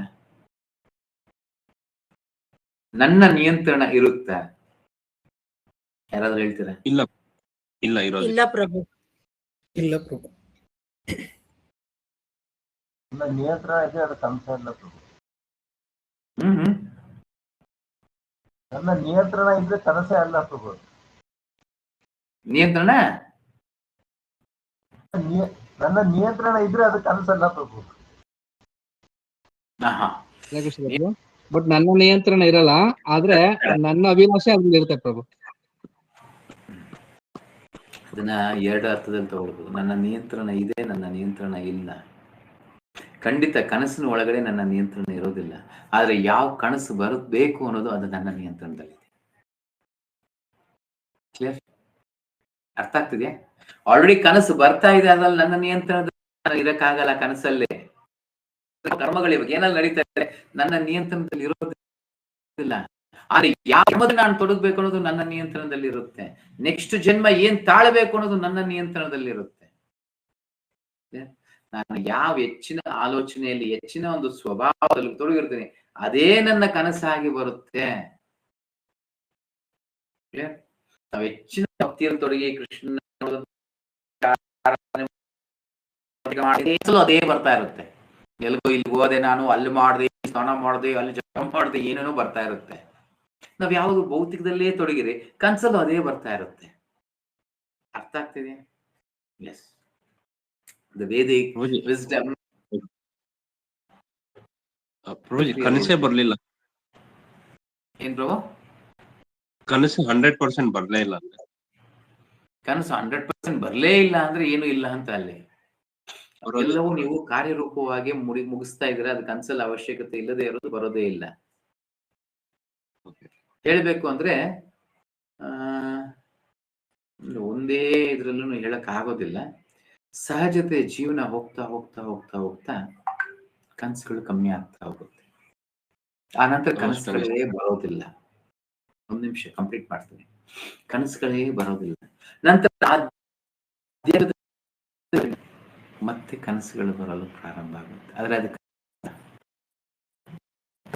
ಬದಲಿಗೆ ಭಗವಂತನು ನಮ್ಮ ಕನಸಿನ ಮುಖಾಂತರ ಬಂದು ನಿರ್ದೇಶನಗಳನ್ನ ಕೊಡೋದಕ್ಕೆ ಪ್ರಾರಂಭ ಮಾಡ್ತಾನೆ. ಏನೋ ನಮ್ಮ ಕನಸಿನ ಮುಖಾಂತರ ಕೆಲವೊಂದು ನಿರ್ದೇಶನ ಕೊಡಲು ಪ್ರಾರಂಭ ಮಾಡ್ತಾನೆ. ಅದೇ ಕನಸುಗಳು ಹೋಗ್ತಾ ಅಂದ್ರೆ ನಮ್ಮ ಒಂದು ಪವಿತ್ರತೆ ಎಷ್ಟಿದೆ ಅಷ್ಟರ ಮಟ್ಟಿಗೆ ಅದು ಆಗ್ತಾ ಆಗ್ತಾ ಆಗ್ತಾ ಆಗ್ತಾ ಕೆಲವೊಮ್ಮೆ ನಿಜ ಆಗ್ತಾ ಹೋಗುತ್ತೆ. ಇದು ಮಾಡು, ಇದು ಇದೆ, ಇದು ಮಾಡು, ಇದು ಹಿಂಗೆ ಆಗ್ತಾ ಇರುತ್ತೆ. ಉದಾಹರಣೆಗೆ ನಾವು ಮಹಾಭಕ್ತರ ಜೀವನದಲ್ಲೂ ನೋಡ್ಬೋದು. ಕೃಷ್ಣನು ಬಂದು ಭಗವಂತನ ಬಂದು ಅವರ ಕನಸಲ್ಲಿ ಬಂದು ಮಾತಾಡ್ತಾನೆ. ಕರೆಕ್ಟ್. ಆ ನಂತರದ ಒಂದು ಜೀವನದಲ್ಲಿ ನೋಡ್ಬೋದು ಎದುರುಗಳನ್ನೇ ಪ್ರತ್ಯಕ್ಷವಾಗಿ ಪ್ರಕಟನ ಆಗ್ತಾನೆ. ಹಂತ ಹಂತಗಳಾಗಿ ನಮ್ಮ ಅರ್ಥವಾಗುತ್ತೆ. The Vedic wisdom encourages self-realization of the base not existence of the material body. The Vedic wisdom encourages self-realization. ನಮ್ಮ ವೈದಿಕ ಸಂಸ್ಕೃತಿ ಏನಿದೆ ಅದು ನಮಗೆ ಏನ್ ಮಾಡುತ್ತೆ? ಪ್ರೋತ್ಸಾಹ ಕೊಡುತ್ತೆ. ಯಾವ್ದಕ್ಕೆ ಪ್ರೋತ್ಸಾಹ ಕೊಡುತ್ತೆ? ಆತ್ಮ ಕಾರ್ಯಕ್ಕೆ ಪ್ರೋತ್ಸಾಹ ಕೊಡುತ್ತೆ. Basis of the non-existence of the material body. So ನಮಗೆ ಈ ಒಂದು ಭೌತಿಕದ ದೇಹದ ಮೇಲೆ ಪ್ರಾಮುಖ್ಯತೆ ಇರಬಾರ್ದು. ಯಾವತ್ತಿದ್ರೂ ಹೋಗುವಂತದ್ದು. ಆತ್ಮದ ಒಂದು ದೃಷ್ಟಿಯಲ್ಲಿ ನಮ್ಮ ಒಂದು ಕರ್ತವ್ಯಗಳು ಅನ್ನೋದು ಇರಬೇಕು. Therefore, neither case whether one is in the soul or one does not believe in the existence of the soul, there is no cause for lamentation for loss of the body. ಆತ್ಮವನ್ನು ನಂಬಿದ್ರು ಸರಿ, ಬಿಟ್ರು ಸರಿ, ದುಃಖ ಪಡೋದಕ್ಕೆ ಯಾವುದೇ ಒಂದು ಅವಕಾಶ ಇಲ್ಲ. ನೀನು ಬದಲಿಗೆ ಏನ್ ಮಾಡ್ಬೇಕು? ನಿನ್ನ ಕರ್ತವ್ಯ ಅನ್ನೋದನ್ನ ನೀನು ಮಾಡಬೇಕು. Krishna has just said that Arjuna is an eternal soul possessing a material body, or that no soul, only a body. Is that whether or not we believe in the soul, the material body was previously manifested. Now for some time the body is manifest, and in the future it will again become unmanifested. The body must be annihilated. What is the use therefore of lamentation? Arjuna should fight regardless of what knowledge of the soul he accepts as true. ಭಗವದ್ಗೀತೆನ ನಮ್ಮ ಜೀವನದಲ್ಲಿ ಎಷ್ಟು ಮಟ್ಟಿಗೆ ತಾನು ಸ್ವೀಕರಿಸಿದ್ರು ಸರಿ, ಸ್ವೀಕರಿಸಿಲ್ಲ ಅಂದ್ರೂ ಸರಿ, ಏನ್ ಮಾಡಿದ್ರು ಸರಿ, ನಾನು ಕರ್ತವ್ಯಗಳನ್ನ ಮಾತ್ರ ಯಾವುದೇ ಕಾರಣಕ್ಕೂ ಬಿಡಬಾರದು. ನನ್ನ ಪ್ರತಿಯೊಬ್ಬರು ಅವರವರ ಕರ್ತವ್ಯನ ಮಾಡಬೇಕು. ತಂದೆಯಾದವನು ಯೋಗ್ಯನಾದ ತಂದೆಯಾಗಿರಬೇಕು. ತಾಯಿಯಾದವಳು ಯೋಗ್ಯ ತಾಯಿಯಾಗಿರಬೇಕು. ಗಂಡನಾದವನು ಹೆಂಡತಿಯಾದವಳು ಯೋಗ್ಯ ಗಂಡ ಹೆಂಡತಿಯಾಗಿರಬೇಕು. ಅವರವರ ಕರ್ತವ್ಯಗಳನ್ನ ಮಾಡಬೇಕು. ಜ್ಞಾನ describing the difference between the body and soul continues until text 30. Verse 29 is the amazing verse. Next 29ನೇ ಶ್ಲೋಕ ಇನ್ನು ಅದ್ಭುತವಾದ ಒಂದು ಶ್ಲೋಕ. ಅದರಲ್ಲಿ ಏನು ಅನ್ನೋದನ್ನ ನೋಡೋಣ. ಇವತ್ತಿಗೆ ಇಲ್ಲಿ ನಿಲ್ಸೋಣ. ಓಕೆ, ನಾಳೆ ನೋಟ್ಸ್ 28ನೇ ಶ್ಲೋಕದ ನೋಟ್ಸ್ ಅನ್ನ ಮುಂದುವರಿಸೋಣ. ಓಕೆ, ಹರೇ ಕೃಷ್ಣ. ಯಾರಿಗ ಪ್ರಶ್ನೆ ಇದ್ರೆ ಕೇಳ್ಬೋದು. ಯಾರಿಗಾದ್ರೂ ಪ್ರಶ್ನೆ ಇದೆಯಾ? ಏನು ಪ್ರಶ್ನೆ ಇಲ್ಲ ಅಂದ್ರೆ ಏನ್ ಮಾಡ್ಬೋದು. ಹರೇ ಕೃಷ್ಣ. ಎಲ್ಲರಿಗೂ ಧನ್ಯವಾದ. ಇವತ್ತು ನನಗೆ ಇಷ್ಟದಲ್ಲಿ ಪಾಲ್ಗೊಂಡಿದ್ದಕ್ಕೆ. ಒಂದು ಬಾರಿ ಹರೇ ಕೃಷ್ಣ ಮಹಾಮಂತ್ರವನ್ನು ಹೇಳ್ತಾ, ಹರೇ ಕೃಷ್ಣ ಕೃಷ್ಣ ಕೃಷ್ಣ ಹರೇ ಹರೇ, ಹರೇ ರಾಮ ರಾಮ ರಾಮ ಹರೇ ಹರೇ, ವಂಚಾಕಲ್ಪತರುಭ್ಯಶ್ಚ ಕೃಪಾ ಸಿಂಧುಭ್ಯೇವ ಚ ಪತಿತಾನಾಂ ಪಾವನೇಭ್ಯೋ ವೈಷ್ಣವೇಭ್ಯೋ ನಮೋ ನಮಃ। अनंत कोटि वैष्णव की जय। प्रतपन श्री प्रभुपाद की जय। प्रतपन गुरु महाराज की जय। जय गौ प्रेम। हरि हरि बोल। हरे कृष्ण। ಎಲ್ಲರೂ ಹರೇ ಕೃಷ್ಣ ಅಂತ ಹೇಳ್ತಾ ಹರೇ ಕೃಷ್ಣ ಹರೇ ಪ್ರಭು, ಕೃಷ್ಣ ಧನ್ಯವಾದ ಪ್ರಭು. ಪ್ರಭುಜಿ ಶ್ರೀ ಪ್ರವೀಣ್ ಕುಮಾರ್ ಬಾಬಾ ಹರೇ ಕೃಷ್ಣ ನಟರಾಜ್ ಪ್ರಭು ಹರೇ ಕೃಷ್ಣ ಪ್ರಭು. ಹೇಮಾಚಾರ್ಯ ಪ್ರಭು ಕೃಷ್ಣ ಶರತ್ ಪ್ರಭು ದಂಡೋತ್ ಪ್ರಣಾಮ್ ಪ್ರಭು. ಹರೇ ಕೃಷ್ಣ. ಎಲ್ಲರಿಗೂ ಹರೇ ಕೃಷ್ಣ ಧನ್ಯವಾದಗಳು. ಏನ್ ಮಾಡ್ತಿದ್ದೀನಿ ಹರೇ ಎಲ್ಲರಿಗೂ ಕೃಷ್ಣ. ಧನ್ಯವಾದಗಳು.